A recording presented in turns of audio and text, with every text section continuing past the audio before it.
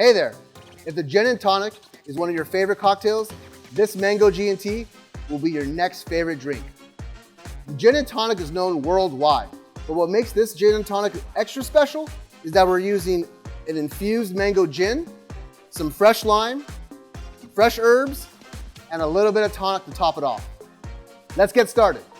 Our first ingredient for this cocktail, we'll be adding our fresh mango cubes.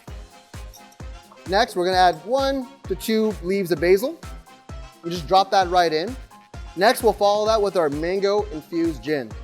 And all we did with this gin is just drop the fresh mango cubes right inside and let it set for about anywhere from 4 to 6 hours. There are other ways you can try to incorporate the infusion by sous vide or other techniques, but typically this is the best way to go about it. For our next ingredient, we'll be adding a little bit of lime juice, about a ½ ounce.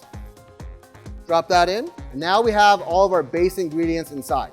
And now we're ready to shake. We're gonna add some ice. And we're gonna seal this up. We'll also be pulling over our glass to be pouring our cocktail right into. Make sure you get that all out of there.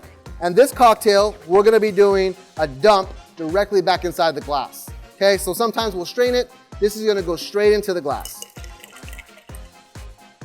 One of our last ingredients, we're gonna add a little bit of tonic water right on top. Now to really bring this cocktail to life, we're gonna add a couple of our fresh mango chips, which are just dehydrated mango chips, really, really good. A couple of our juniper berries, kind of sprinkle those right on top. And of course, some fresh herbs, just to set it the right tone. And this is our mango gin and tonic.